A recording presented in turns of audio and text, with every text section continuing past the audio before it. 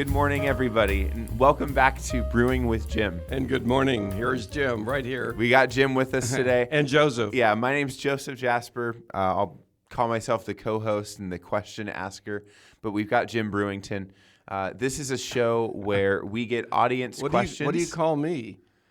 The host. Oh, the host? Yeah, I'm co-host, but you're the host. Well, if we're it's both. That's... Go on. I interrupt. No, that's true. Go ahead. Yeah. Our question this week is, what defines a co-host? No.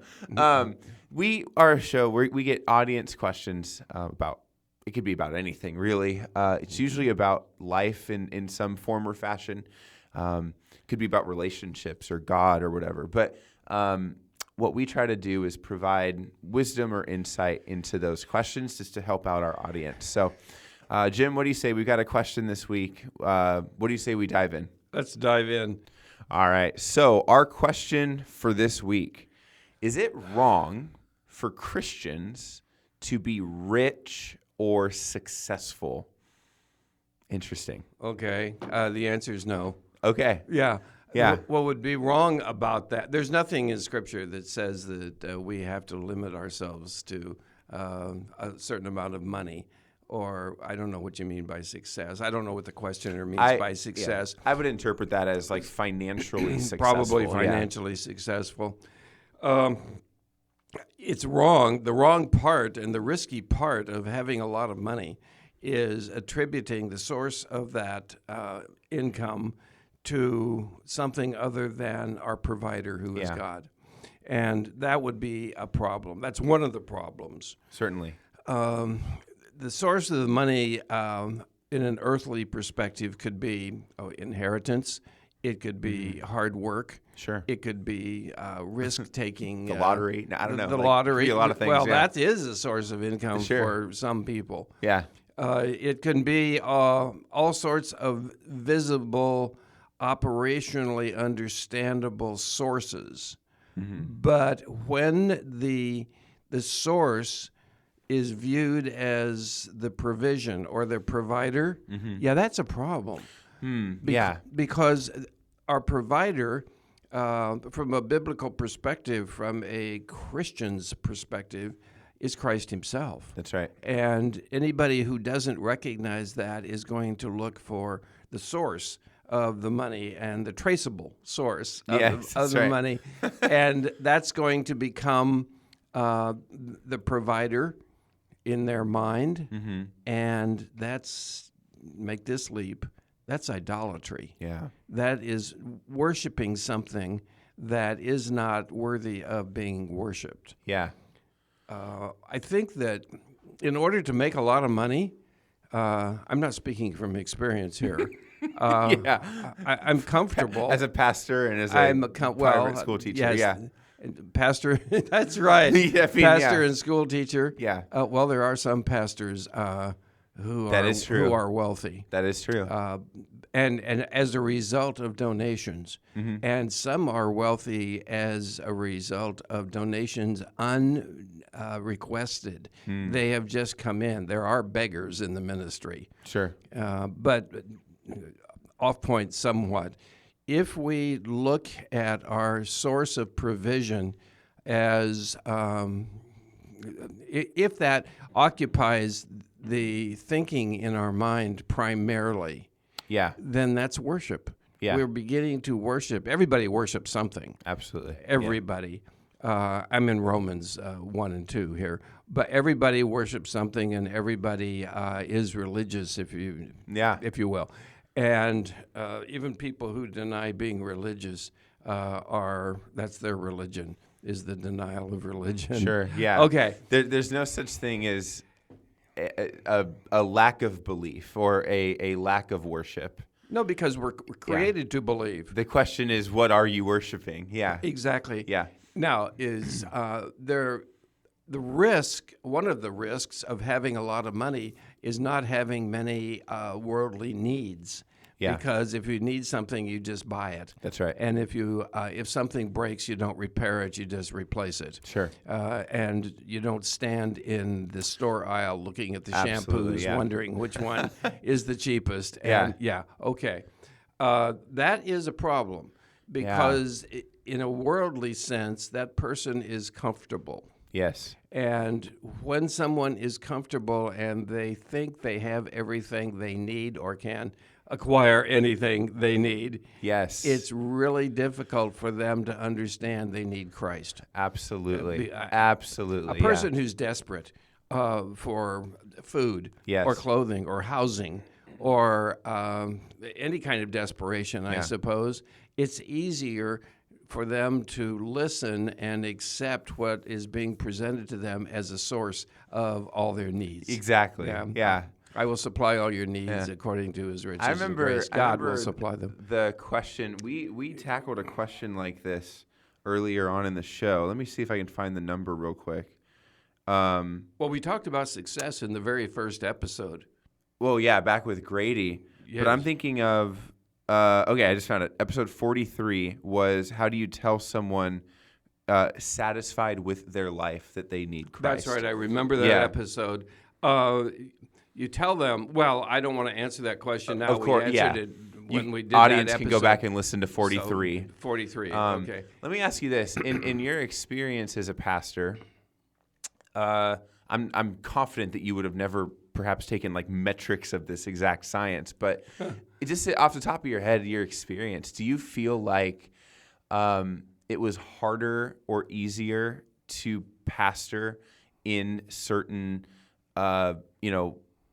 demographics of wealth? Is that something that was ever on your mind of like, or let me even word it this way. Does the message coming from the pulpit change if you're speaking primarily to, let's say, impoverished people versus wealthy, comfortable, I'm sure it does. It should change. Sure. The method of approach, the syntax, the examples, and so that's forth fair. Yeah, should absolutely. change because the examples are given to see through the windshield. You stare through the windshield instead of staring at the insects on the windshield. Sure. So, yes, of course, it would change somewhat. We live in Orange County. Now, Orange County is a pretty affluent place. Orange County, California. That's right. Yeah. Is a pretty affluent place, especially South Orange County. And that's where we live. That's where the our school station. is, yeah. That's where the school is. And yet there are people in poverty in South Orange County. Mm-hmm. But their sense of poverty isn't abject poverty. Right. It's not penury. It's less than my neighbors have. Yeah. Or less than it appears my neighbors have. Sure. And we're sort of involved in impress other people with your provision because that's a signal to other people that I know what I'm doing. My business is successful. Absolutely. My income is successful, and so forth. It's very tempting to live lavishly when you can. Well, Sure. Yeah, for sure. When people tell me, students sometimes tell me, what my goal in life is, I want to be rich and successful. Yeah. And famous. I want to have money and I want to be famous. Yeah. They want to be influencers. Well, they want to be seen as that and known as that and regarded because then people will look, I don't know what direction it is, up to them. Sure. And they will, and they think that's a good thing. My answer to people, to students who say that is, I hope that happens. I hope it happens to you so that when you get there, you realize it's not enough. Yes. That there is still going to be a vacuum in your life. There's going to be a vacuum in your soul. There's going to be a vacuum of wanting more. That's going to be the symptom of that. Yeah. You'll know you want more, and there's never enough. Yes. Okay. So is it wrong for a Christian to be rich? No, it's not. It's wrong for a Christian to mistakenly regard the worldly source of that wealth as the provider. Yeah. That's going to be theologically sketchy. Well, it's not sketchy, it's just wrong. Yeah, absolutely. It's absolutely wrong. Yeah. Is it, I don't know about success. Success is, all success is measured in numbers. You know what I think about success. Yes. I would never try to be successful. I would try to be valuable. That's right. And I remember you talking about that. We did talk about that. That was episode number 1. I remember that one. The problem with regarding success as a goal to be achieved, when are you there? Mm-hmm. And as I mentioned just moments ago, all success is measured by numbers. Do you have a successful marriage? Yes, we've been married to 50 years.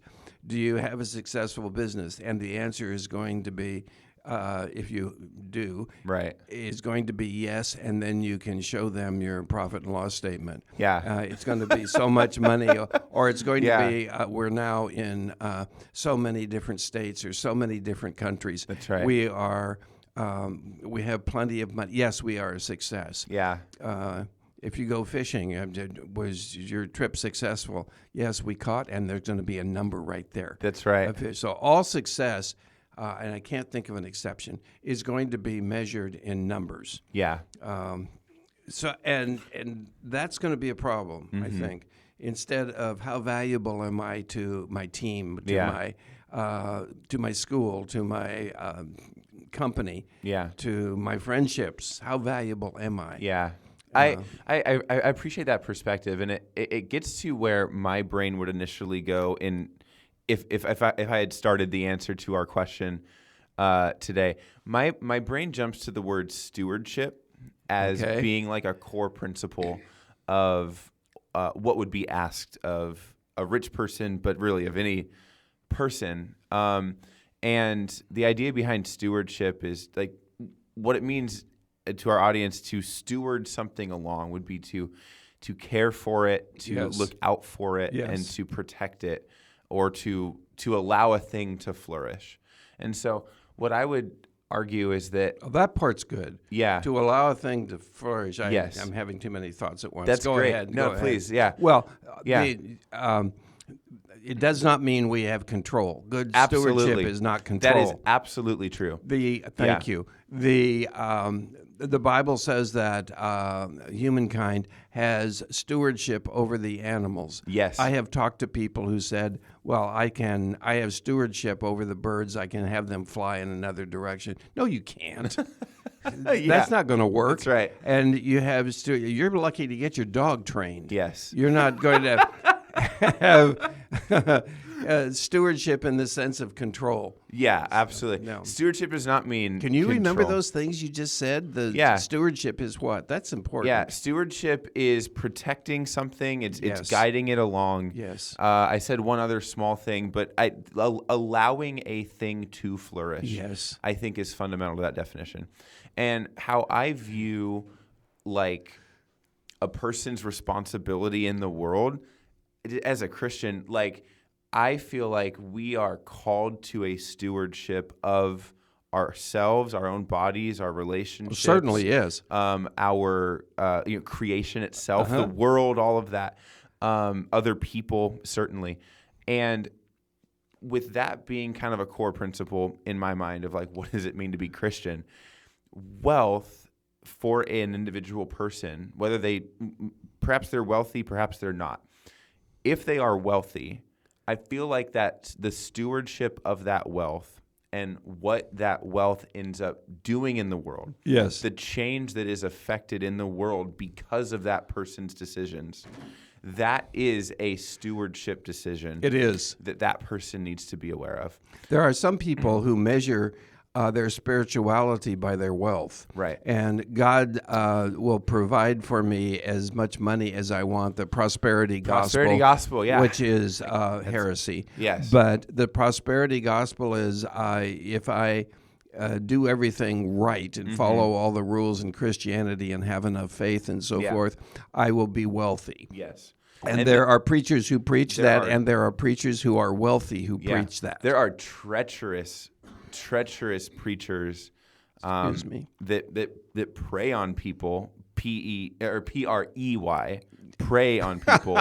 just to be clear, that I've heard of scandals of pastors and churches that offer blessings depending on the size of gifts that are sent in, and it's like that is just awful. Anyway, what I wanted to say just about like where wealth comes in for a person is that I think I would argue that if a person is truly wealthy to a significant degree, I would put onto that person that you have a responsibility, I think, to use that particularly well. And that's a responsibility that a poor person does not have. That's true. There is more responsibility with more material possessions and so forth, especially money. I'm going to state an example that I think I have stated before, and that's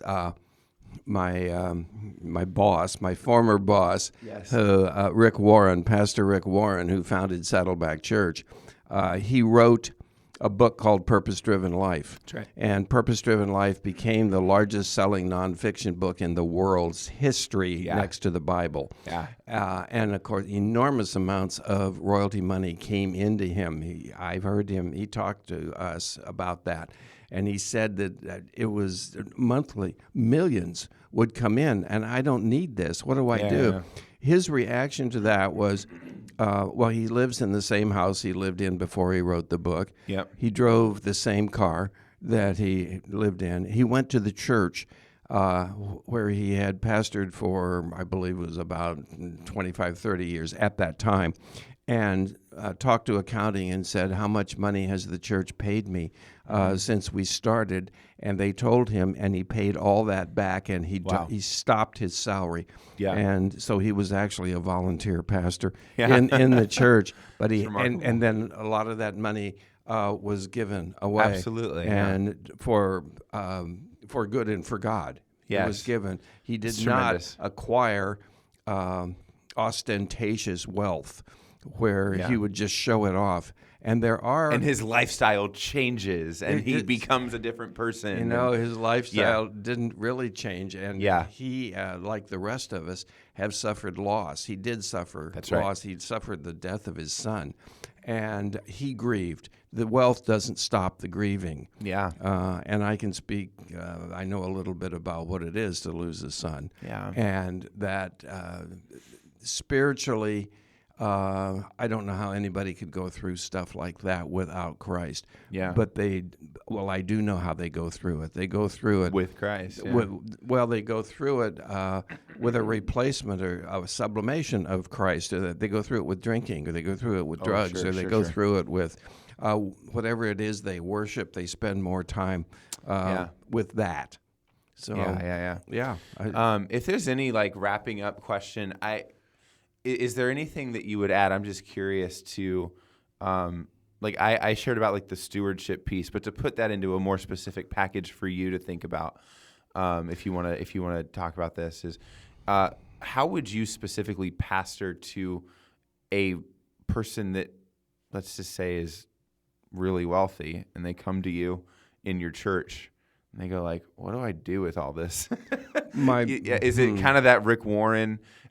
Is that a model that is replicable, I guess, in that sense? Or well, if they're in the church, I presume they're Christians. Yeah, it's just a presumption. Absolutely, yeah. So they're in the church. They probably already know the notion, the idea, the truth that money that they have came from the Lord. Yeah.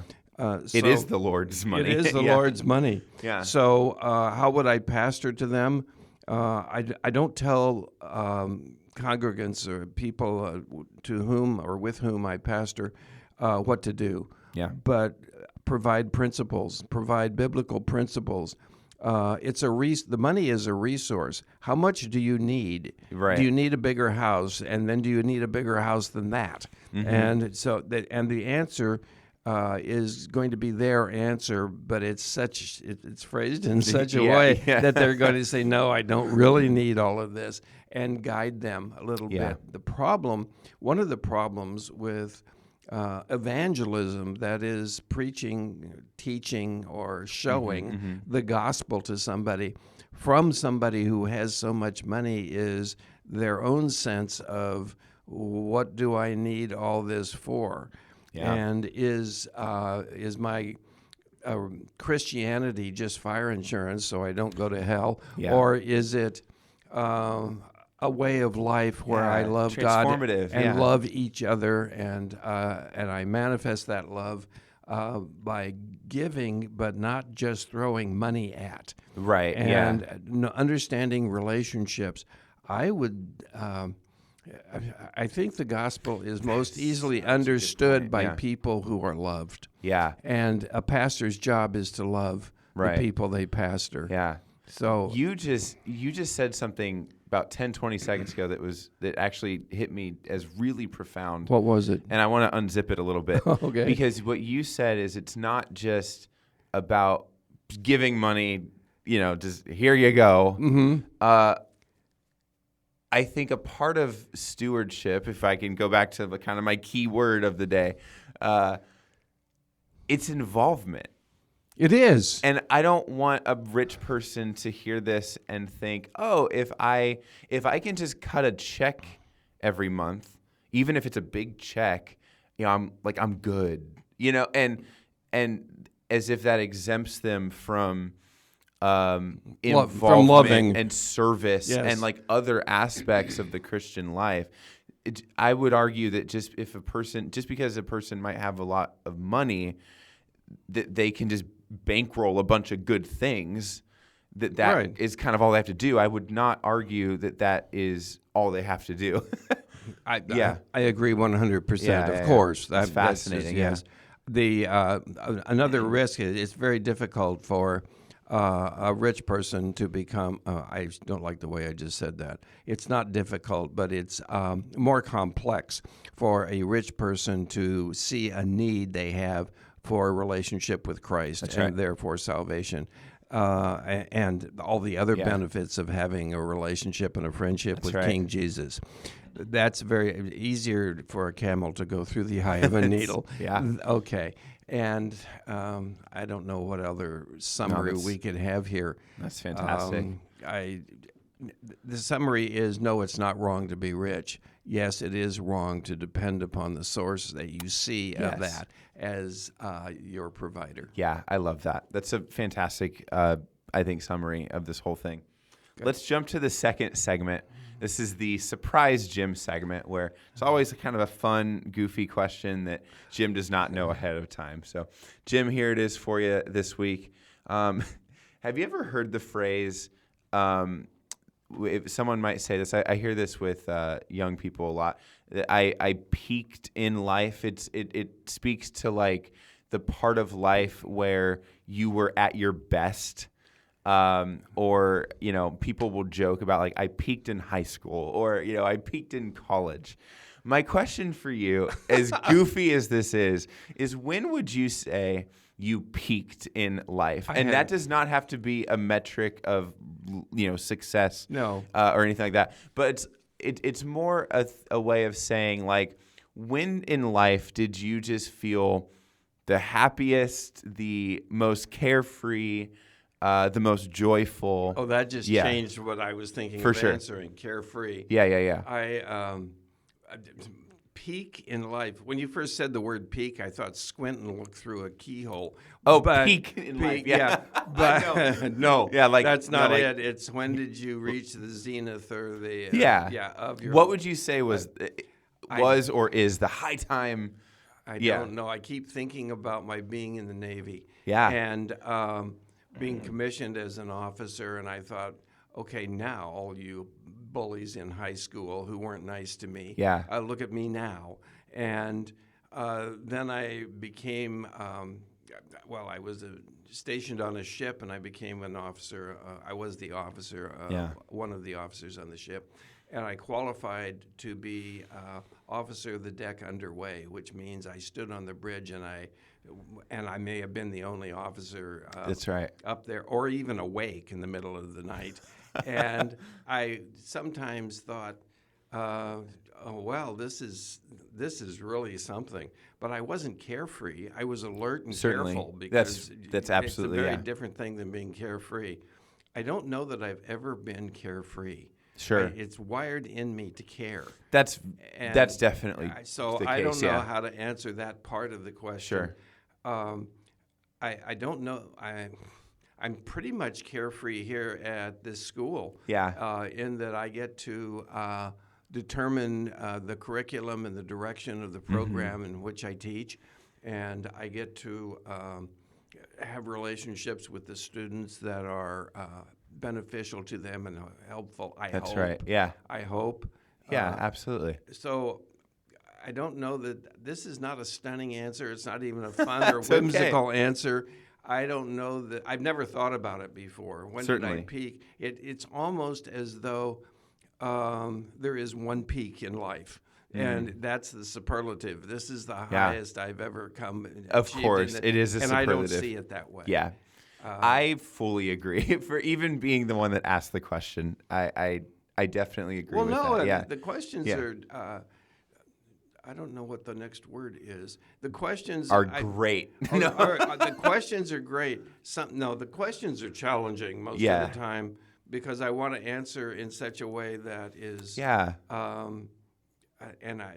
is entertaining. I don't know. It's gripping for people to listen to. And this one wasn't. Now I can tell you, as a young man, I viewed the future with certain successes or certain peaks that I would have. There are some incidents in people's life where they anticipate this is going to be one of the highest points of my life, like the day they get married. Yeah. The day I got married was not a peak in my life because I had known Debbie for a while. Yeah. Not a long time. We had a very short engagement. But Sure. I have known her. That was just a day when the relationship, the name of the relationship changed. That's right. So it wasn't a peak. Sure, that's true. You know. Yeah. What else can I say? I don't know. Yeah, it is inherently a funny question, and there's no right or wrong. Funny answer. meaning weird or yeah. Oh, okay. It's inherently not humorous. It's inherently an odd question. But that's kind of the point of this segment. I would like to hear other people answer that question. Yeah. I mean, I'll jump in and say, like, it is something that, like, you could joke about in the sense of saying, okay, like, I peaked in high school in some sense because high school was a time when I felt like I was discovering like who I was, and like I felt like my personality developed a bunch. I felt like my sense of humor and my love of like education kind of happened in high school. But then I look and like, well, but objectively speaking, like college was better. So maybe I peaked in college because that's when like. Well, the next stage might always be better. That's the thing. A high school guy catches the Hail Mary in the end zone and wins the game. Might be a peak. That's Everybody's a peak, but then cheering, and then that goes away quickly. Yeah, there's a higher peak. There's a couple years later. Something else. When I look back at my life, you've always called me an optimist. Maybe this is me just being an optimist. Like I feel like starting in high school, I don't think I ever really like deeply considered many things in life before high school. So let's just start there. High school was great, but college was better. And college was great, but then like my after college years were better. And those after college years were great, but then I got married and I have, a kid and a second kid coming. And like this is all, it's better. Like life has felt like it's gotten better on this like steady, upward slope. Well, there comes a time in age when you don't have my age, for example. Sure. And I'm 80 years old. Mm-hmm. And there comes a time when, well, now what? Debbie and I always wanted to grow old together. Well, we've done that. Now what? Now what? And so my goals change. I'm active. Yeah. I am very active. I work full time. We do the podcast. I'm working on a book, writing, not reading. Well, reading too. And we're the kids are on. That's all done. Yeah. In a sense. Well, in reality. So now what is going to be the peak? And I don't really live for peaks. I live for what can God, give me an assignment today. Oh, that's a beautiful perspective. Give me an assignment today and help me have my eyes open enough to recognize it. Yeah.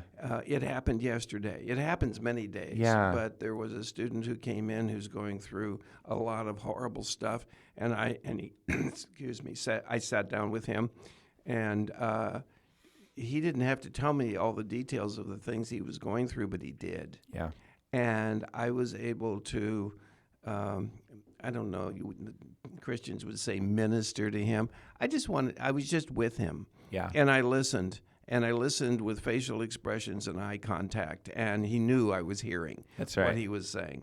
And there's my assignment for yesterday. Yeah. Love it. Those happen That's almost great, every day. That's a good perspective maybe to end on as well. Like chasing peaks isn't worth anything in life, but the daily, like you get up in the morning, you put your shoes on, and it's like, God, what do you have for me today? That's really valuable. Okay. I like that. Good. Let's end there. We're going to sign off to our audience. Yeah, sorry. No. We're sign off to our audience is just that we appreciate you listening every week, and we want to invite you to reach out to us if you have anything that you'd like us to know, including if you have a question for us to answer. Please send it. Yeah, we have an email address set up that's brewingwithjim@gmail.com, where we will take in all forms of input. That's, again, brewingwithjim@gmail.com. So with that, friends, thank you for listening to another episode. We hope you have a good week, and goodbye. Be with you soon. Bye.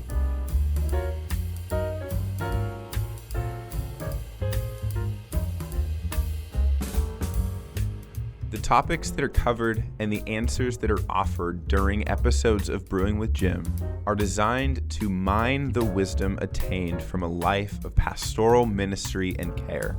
They do not constitute professional or clinical training or expertise in the areas of counseling or mental health. CVCS and its podcast network want to provide a platform for the discipleship of our community. Brewing with Jim is our attempt to foster that environment in a format that is accessible for everyone to participate in. The views, thoughts, and opinions expressed during the show are the speaker's own, and they may or may not represent the views, thoughts, or opinions of Capistrano Valley Christian Schools or its faculty. The material and information presented here is for general information purposes only. This episode has been a production of the Capistrano Valley Christian Schools Podcast Network. Capistrano Valley Christian Schools is a Christian JK-12 school in San Juan Capistrano, California. Be sure to check out, subscribe to, and leave a review of this show and the other shows on our network on your podcast player of choice. Doing so supports the school community in a multitude of ways. For more information about the CVCS Podcast Network or any of our other shows, check out cvcs.org or email podcasts@cvcs.org. On behalf of the whole network, this is Mr. Jasper saying thank you again for listening, and stay tuned for more.